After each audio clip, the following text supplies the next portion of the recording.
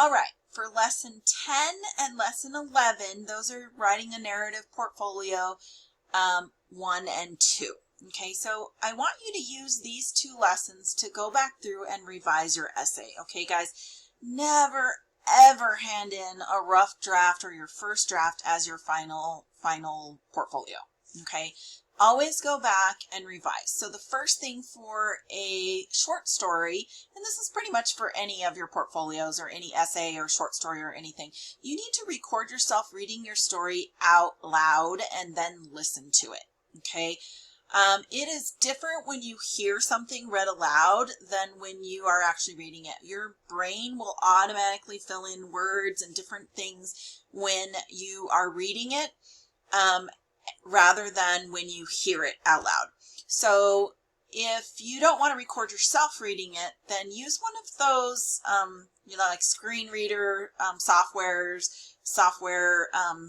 or applications. So like Word, I think, has it on there. Google Docs has one on there, I believe. If not, there's Google extensions that you can download that will read whatever's on your screen out loud to you.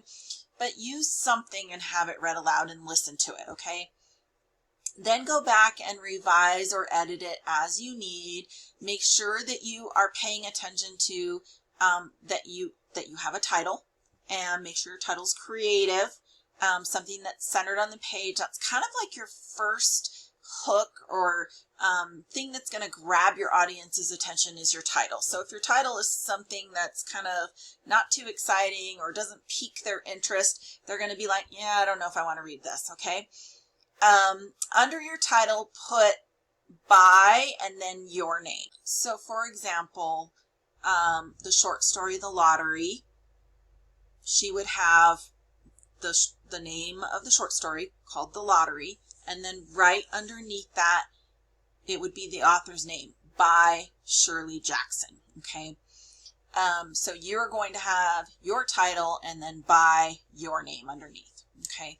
Also pay attention to word choice. Make sure that you are using some descriptive language in there. Make sure you have dialogue. Make sure the dialogue is serving a purpose. It's not just thrown in there.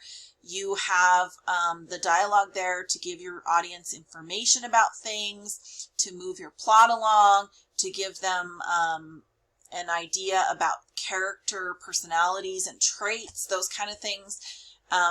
Pay attention to conventions. Word and Google Docs both check those things for you, or Grammarly, but check for your conventions. That's spelling, grammar, punctuation. That also includes capitalization. So all of those things. If anything is underlined in blue or red or green or any other color in Word or Google Docs, then that means there's a suggestion there for you. So you want to take a look at it. Sometimes the suggestion doesn't apply and sometimes it does. But when you're looking at it, make sure that you evaluate whether you really need to make that change or not. And then when you're looking at word choice, make sure you're also looking at what figurative language you used. And then if you used some repeated words, so like the word bad, instead of using bad, it's a lower level word. You would look for something that is a higher level word than just bad. Or if someone is mad, you could use angry or upset or fuming, or, there's so many different levels of mad, and you want to convey the correct level of that word, okay? So when you're looking at word choice, make sure you're conveying the correct, precise meaning that you want to convey, okay? Check your closing. Make sure you have your audience can figure out what your theme was. Make sure you had a strong closing that doesn't leave them hanging. Remember, there's no sequel to this, so you don't want to have a cliffhanger for a short story. You want to have either a short story that you specifically cleared it up for them and had an explicit ending, where you stated exactly what happened at the end, or you want to try for maybe an implicit ending where the audience has to infer or imply what happened based on the clues that you left throughout the story or at the end, okay? But you want them to definitely be able to figure out what happened, okay? You don't want to just leave it hanging, make sure you're not introducing any new characters or anything new in that closing, okay?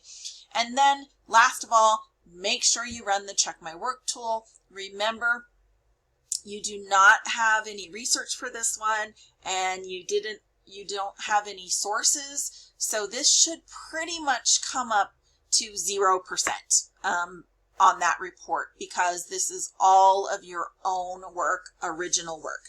So that means it would not be similar to anything else that is out there on the internet or anything, okay? So it should come up close to 0%. Most of the time it'll be exactly 0%. Sometimes it might flag a few common phrases. If you used some common phrases in your writing, it might flag those as common phrases. But again, it should be really close to 0%. It should be nowhere near the 15% for a short story. Okay, guys? But just make sure you run that. Make sure you include that. Lesson 10 and 11, you're just going to, these are lessons for you to go in and just read the content that's in there, mark it complete, use it to revise, use this time to revise your essay or your short story, and then you'll be turning this in on Wednesday. So in a couple of days, you'll be turning in your completed portfolio. All right, guys, happy writing, happy revising, I guess.